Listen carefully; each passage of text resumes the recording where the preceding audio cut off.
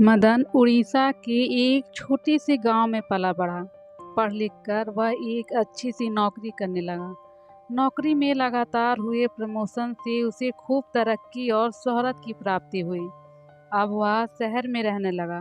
वहां मदन को 11वीं मंजिल पर एक आलीशान फ्लैट कंपनी के द्वारा मिला। मदन अपनी पत्नी को एक बच्चे के साथ खूब ऐशो आराम से रहने लगा। कुछ समय बाद मदन के पिताजी उनसे मिलने शहर आए। उसके पिताजी बेहद ही वृद्ध और सरल निश्चल स्वभाव के व्यक्ति थे। उन पर समय का प्रभाव स्पष्ट देखा जा सकता था। हाथ पैर काबू से बाहर हो गए थे, अर्थात ना चाहते हुए भी हाथ पैर हिलना, धुंधला दिखना।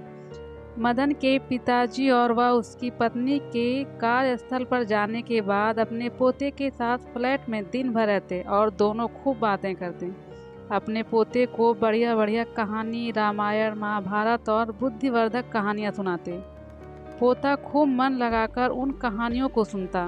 उस नन्हे से पोते का नाम श्याम था।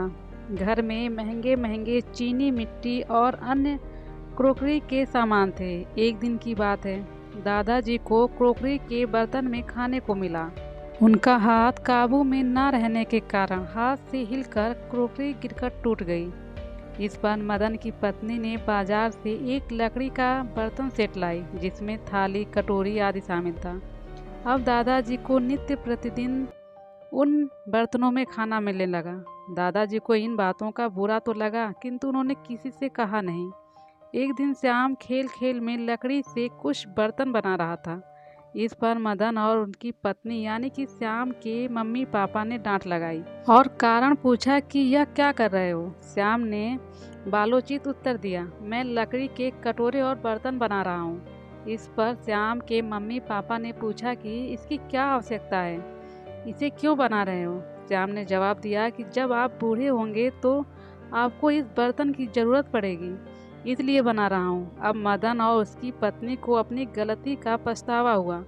दोनों पति पत्नी ने पिताजी के पैर छुए और क्षमा याचना की। बड़े लोग स्वभाव के सरल होते हैं, अतः उनसे माफ़ी मिलने में देरी नहीं होती। जैसा कर्म करते हैं फल भी वैसा मिलता है, अतः अपने कर्म अच्छे करने चाहिए।